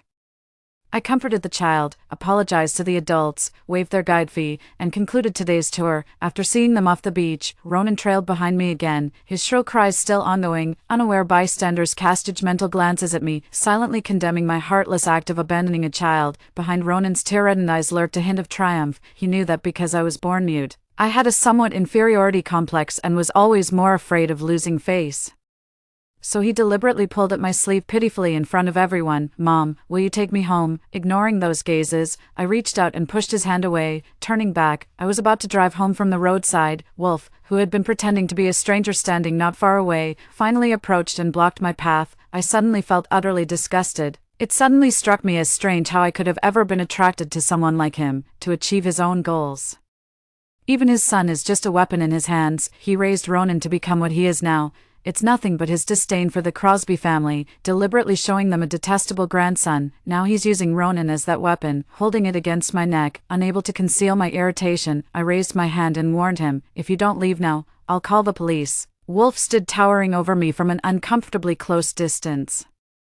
There was a strange glint of amusement in his eyes, disgusting yet inexplicably chilling. Under the weight of that peculiar smile, a sudden, inexplicable unease took root within me. I heard him speak. "Aurelia, come back with me, you'll have to return sooner or later. You've made enough fuss, don't waste each other's time." Psychopath. I walked past him to leave, hearing him let out a soft chuckle. "Aren't you always following your sister around? She's about to return to the capital soon.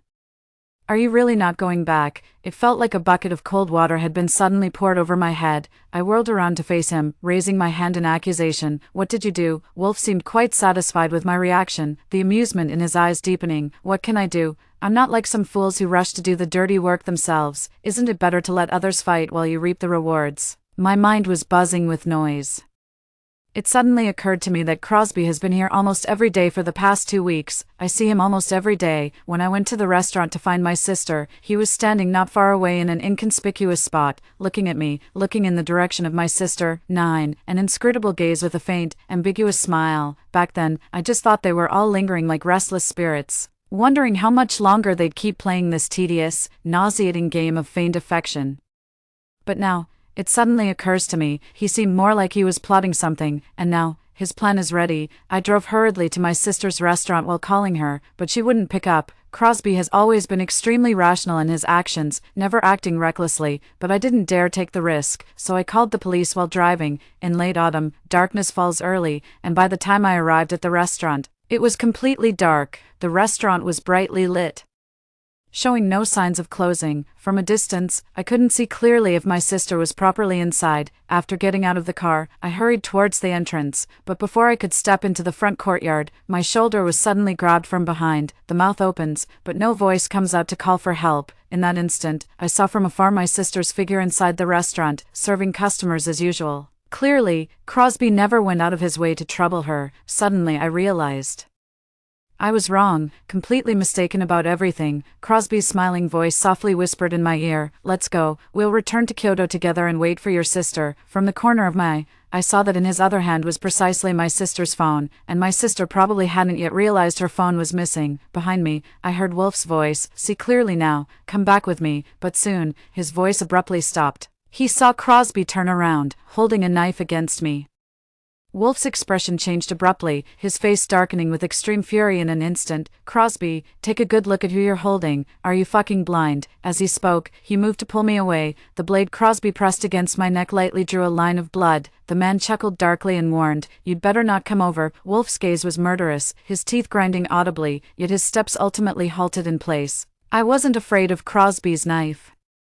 I was convinced he couldn't truly harm me, but his strength was overwhelming, and my desperate struggles proved futile. Crosby dragged me away swiftly, passing by Wolf with a mocking tone. "Wolf, you never seem to understand who the real fool is. Did you really think I told you in advance that I was coming to take Violet away out of sheer kindness and stupidity? Compared to attempting a kidnapping in broad daylight or a heavily guarded residential area where a screaming, resisting sister could raise alarms, naturally, in this deserted darkness, it would be much easier for him to take away a silent, helpless me who came knocking on his door. Behind us was Wolf's furious roar. "Crosby, you're asking for death." Crosby paid no further attention and took me into the car. The car arrived at his newly purchased villa, where the rooftop was a helipad with a private jet already waiting. Dragged by him onto the plane, soon everything on the ground vanished from sight. In the cabin, Crosby sat across from me, speaking softly with evident satisfaction. "Don't worry, you and your sister will soon be reunited in Kyoto." Using sign language, I furiously reminded him, "What you're doing is illegal.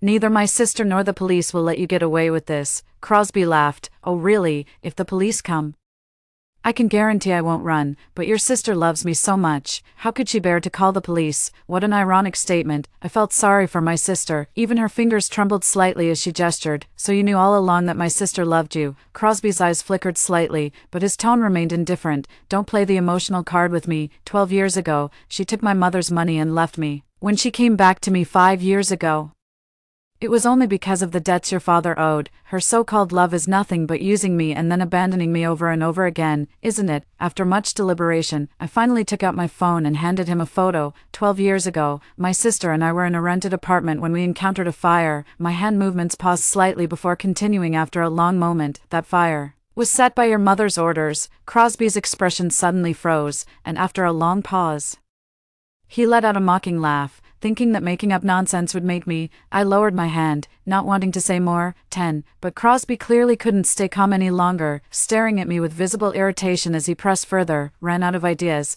If something like that really happened, why didn't you just tell me from the beginning?" On my phone, I slowly typed out a line. "Even if I told you, what could you have done?" At that time, Crosby was just a 20-year-old college student. He resented his family's control and tried every means to resist it. He took it for granted that his sister should stand by his side unconditionally, unaware of how much anger was vented on his sister in places he couldn't see, until that fire, later determined to be arson disguised as an accident, left my sister with severe facial burns, while I lay unconscious in the hospital ICU, awaiting exorbitant medical fees. The day my sister accepted the bank card from Crosby's mother and took me away to another city for treatment, I asked her, "Won't you say goodbye to Crosby?" "Maybe." My sister remained silent for a long time, and in the end could only sigh. "Forget it. He can't do anything about it. I've been holding him back for too long." She still felt that she was the one who had wronged him. I withdrew my thoughts from memories, my eyes moist with tears. Crosby's face seemed to have an invisible tear. His face grew paler by the minute, yet he remained in self-deception. "She's just short-sighted. After taking the money, you ended up looking like this ghostly mess." The half-spoken words abruptly stopped. Perhaps at this moment, in a flash of realization, he suddenly understood something. "To me, my sister is the most beautiful woman in the world. She has the most perfect face, the most flawless features. If it weren't for that fire, she would never have needed to lie on that cold plastic surgery table." As Crosby said, she ended up looking like this monstrous version of herself, still beautiful, but like a sculpted plaster doll. First Crosby's face, then his figure, suddenly began to tremble, shaking more and more violently. Only after a long time did I hear him, as if delirious, a voice trembling with panic. "No, impossible, I won't believe it. Jasper is here too." He was sitting right next to Crosby, silent, lifeless. After an exchange between me and Crosby, the boy's eyes were bloodshot, his lips trembled tightly pressed together, his palms silently clenched into fists, but he remained silent and said nothing. For many years, he felt ashamed of having a sister who was like a mother to him, vain and unscrupulous. She got pregnant with a rich second-generation's child, then took the child to demand money from him when the child was 6. That was his impression of his sister. My sister had explained it too. But he didn't believe it. I averted my gaze, looked out the window, and held back the tears in my eyes. Over the years, my sister has shed too many tears because she couldn't control herself. I thought I shouldn't cry anymore. The plane landed in Kyoto, coming to rest on the lawn of Crosby's villa. Not long ago, this man had intended to kidnap and imprison me, trying to force my sister to come and obediently stay by his side again. Now, he just sat there in a daze, just like Jasper, motionless, like a snowman frozen in place by Kyoto's first snowfall outside the aircraft cabin. It seems this year's snow has come unusually early. I got up alone and left the aircraft cabin. My elder sister arrived 2 hours later. Along with them came Wolf and Ronan, as well as police cars. My sister ran towards me, her face pale and panicked, and hugged me tightly. Then she urgently comforted me, saying, "Don't be afraid. Don't be afraid." As if I were still that little child who had accidentally gotten lost when I was just a few years old, I gently patted her back with my palm, silently telling her that I was fine. Probably hearing their sister's voice, the two figures in the cabin, one big, one small, finally stepped out. Crosby, restrained by the police, looked at his sister from a moderate distance. "Violet." That voice seemed to suddenly shatter the last remnants of his sister's composure, her eyes bloodshot. She rushed over and delivered a fierce slap across his face. As if unsatisfied, she raised her other hand and struck a second time, teeth clenched in fury. Her voice trembled with loathing. "Save your apologies for prison. You'll have plenty of time to say them there. I warned you. Don't you dare touch my Aurelia." Crosby looked pained. "I'm sorry. I never expected that fire 12 years ago." After a brief stunned expression, my sister interrupted him with cold disgust. "It's not like I didn't tell you during these 5 years. 12 years ago, 20-year-old Crosby was powerless against the Crosby family. 5 years later, when his sister approached him again, he had become the CEO of the Crosby family and was no longer entirely controlled by them. I once witnessed my sister trying to explain, but Crosby never had the patience to listen." He interrupted her, his voice filled with hatred. "I don't want to hear your pathetic excuses and sophistry. Just the sight of your face now makes me sick to my stomach." That was a sharp knife. Many late nights when my sister couldn't sleep, she would get up and look at herself in the mirror, feeling terrified. She lived in the shadows, envying Eden's sunny and vibrant face, envying the unrestrained ambiguity between Eden and Crosby. Later, my sister never repeated those explanatory words again. Often, it seems people only become willing to calm down and truly listen to each other when it's already too late. Crosby was taken away by the police, and he confessed without denial to the charges of illegal abduction and confinement brought by my sister. As the police led him past his sister, it was the first time I saw his tears fall and heard his hoarse voice. "Eden and we never actually had anything. I just wanted to make you hurt. It was me who failed you."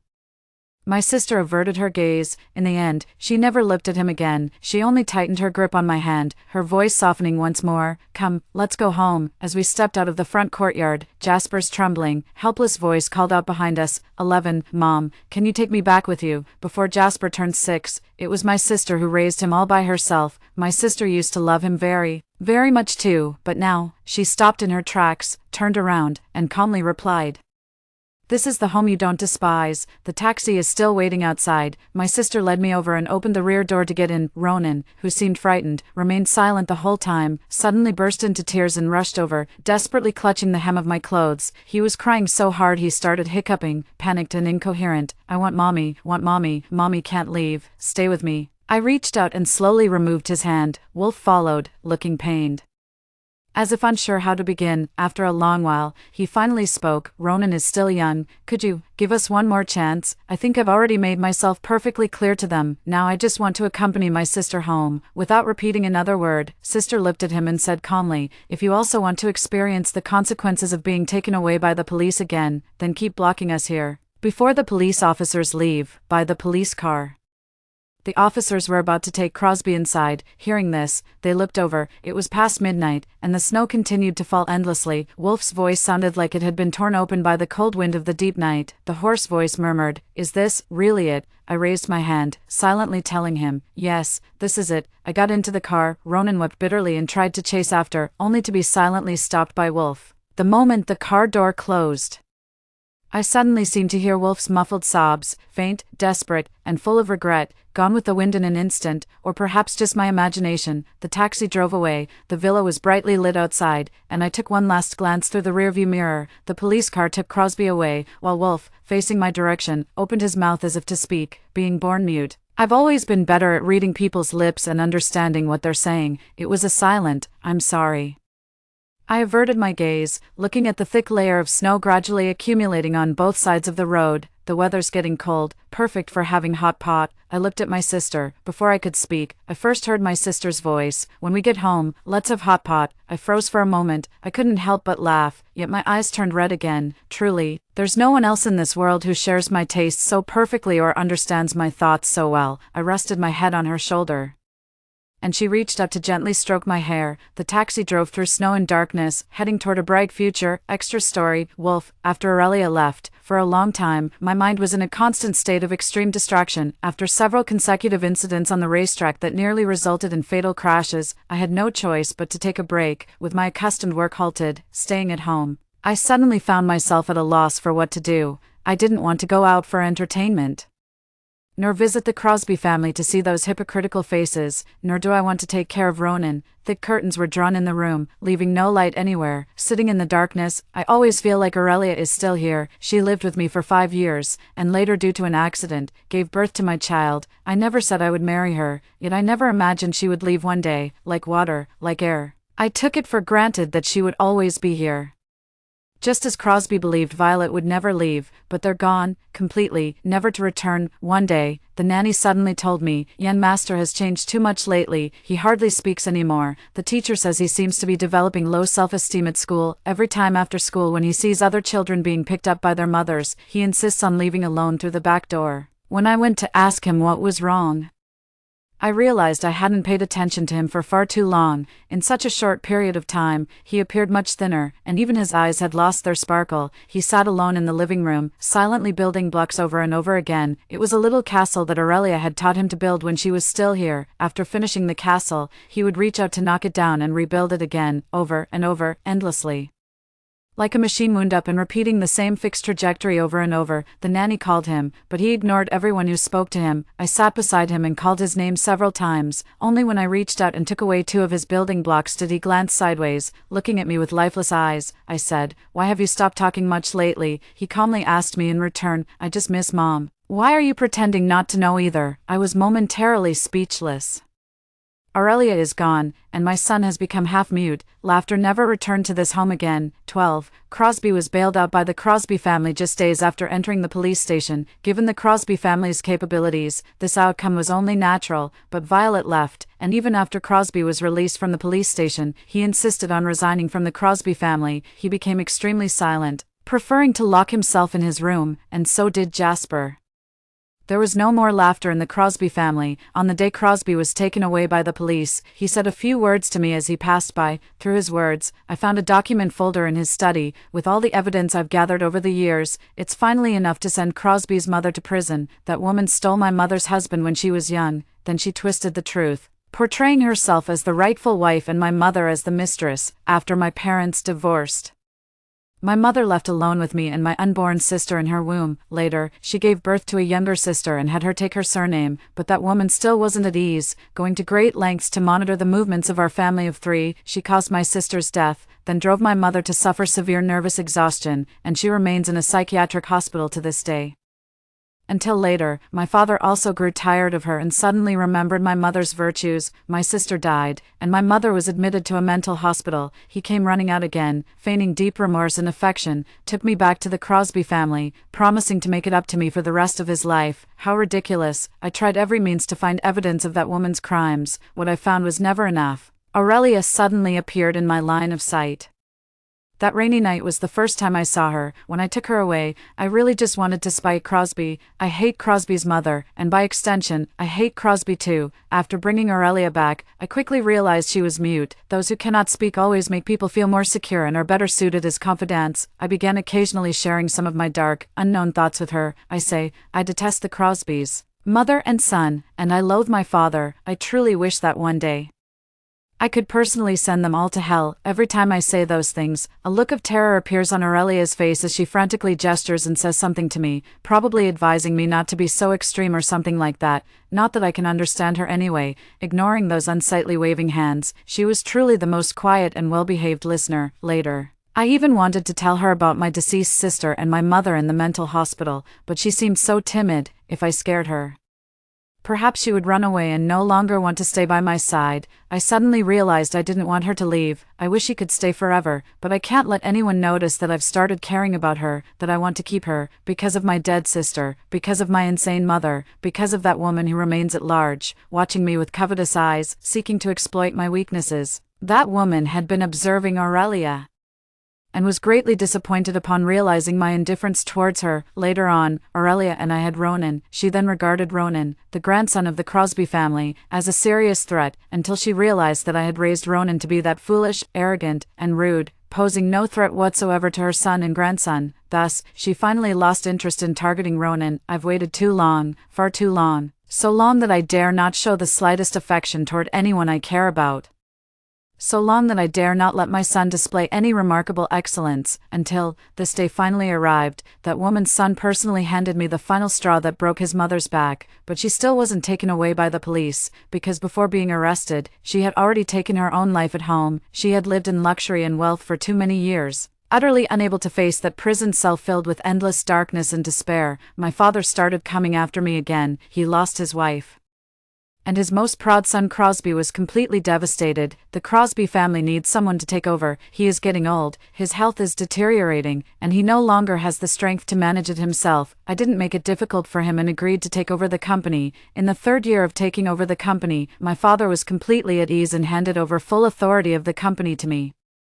I accidentally misinvested in several major projects and accidentally reappointed a few key executives with ulterior motives. The company plunged into an unprecedented crisis, with several executives absconding with huge sums of money, causing the capital chain to rapidly collapse. My father was in the intensive care unit, recuperating his increasingly failing heart, with a heavy heart. I informed him about the company's situation. On the monitoring device, his heart rate began to spike rapidly. I'll tell him again. I've already compiled and submitted all the evidence of his years of keeping female students as mistresses and coercing female employees into sexual favors to both entertainment reporters and the police. The heart rate monitor started screaming frantically. I leaned close to his ear and whispered a final reminder. Listen, that's the sound of police cars coming. Beep, beep, beep. 13. His pupils dilated, his breathing grew increasingly labored and ragged, until his body began to convulse. On the wildly fluctuating heart rate monitor, the line eventually stretched into a long, flat straight line. He must be really delirious from illness. He's always been meticulous in covering his tracks. How could I possibly find any evidence? I left the hospital. As the wind blew, a chill touched my face, and I suddenly realized tears had fallen. I don't even know why I was crying.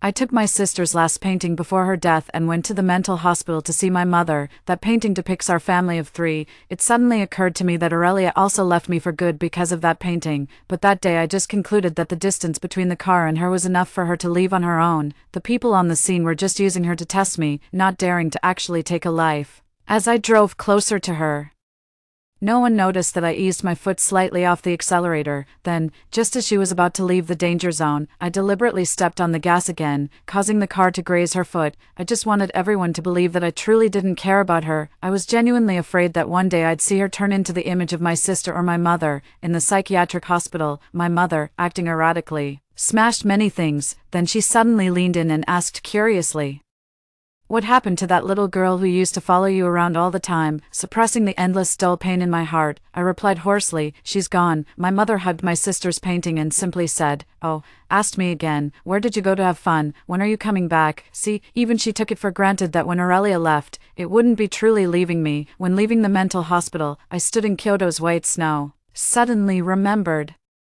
Aurelia's final departure back then was in the courtyard of Crosby's villa. In the early hours of the morning, there was a heavy snowfall just like this. It suddenly occurred to me that it had been far, far too long since I last saw her. I truly miss her so much. After all these years, that woman who killed my sister, that man who abandoned my mother, they're both dead now. I no longer need to worry about someone hurting the people I care about. Then, what if I go to see Aurelia one more time?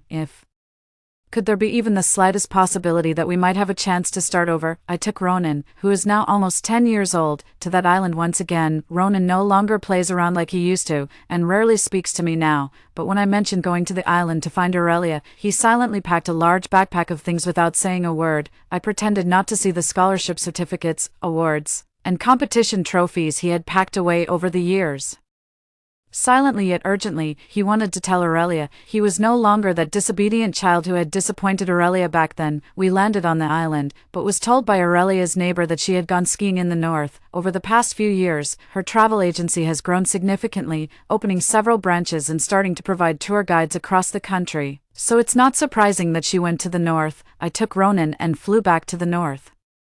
I went through great effort to inquire around before finally locating the ski resort where Aurelia was. By the time I arrived, it was already dark, yet there were still quite a few people at the ski resort. I went inside and searched everywhere, but couldn't find any trace of Aurelia. Feeling quite disappointed, I thought I must have come too late and she had probably already left. I searched every corner of the ski resort, then reluctantly headed outside. Just as I was nearing the exit, I suddenly heard a cheerful, laughing male voice not far behind me. Then let's postpone the wedding, head north, we'll play for a few more days. The voice was unfamiliar, yet I instinctively turned my head back, as if some premonition and instinct drove me. I turned back in the crowd and suddenly saw Aurelia's face, and the man beside her, his arm around her, glancing down at her with lowered eyes. The light was somewhat dim, yet I seemed to clearly see the indulgence and amusement in the man's eyes. For a moment, I even felt that it wasn't Aurelia. During those 5 years she spent with me, she always appeared timid and hesitant. She didn't speak much and seemed to have no particular hobbies. It feels like being forever trapped in a kind of dull and chilly gloom. I once heard Violet say that Aurelia was a cunning and playful person. Back then,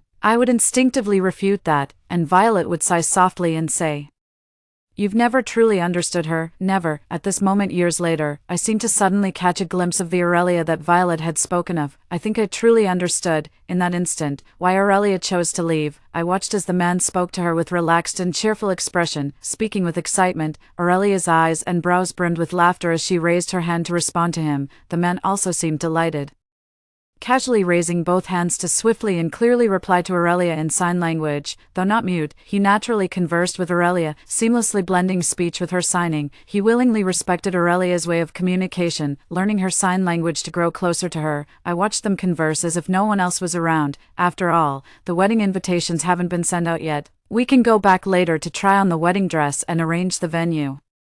Postponing from mid-next month to the end of next month might even allow us to catch the snow in the south, making the wedding more romantic. 14. It must have been Aurelia who suggested wanting to play for a few more days, and the man naturally found her a reason to delay her return. Aurelia signed to him with some concern, "But don't you have a competition the day after tomorrow?" The man took off her helmet-shaped hat, pulled a towel from his backpack, and gently wrapped it around her head. He replied verbally. The competition was postponed, for 3 days. Aurelia signed with a suspicious expression. I said I wanted to play for 3 more days. How did it just happen to be postponed for 3 days? The man wiped her hair with a towel, his eyes filled with triumphant laughter. "Because, you have the best luck." I hid among the crowd, at a distance neither too far nor too near, like a peeping Tom lurking in the shadows, watching their happiness with dark envy. Until those two figures gradually moved forward and disappeared from sight, I stood there for a long, long time. Then I suddenly remembered that Ronan was still by my side. He was biting his lower lip hard, still clutching that overstuffed backpack in his arms, as if he'd lost his soul. I raised my hand to call him, but he suddenly shoved my arm away and rushed ahead. I knew he was shedding tears and hated being seen by others. I hurried out after him. I saw him run into the distance and stand alone under a tree, his shoulders shaking violently. I halted my steps, only then realizing that tears had also fallen from my eyes. Our shadows stretched long by the roadside, extending into the boundless darkness. I understood then that I had finally lost her completely.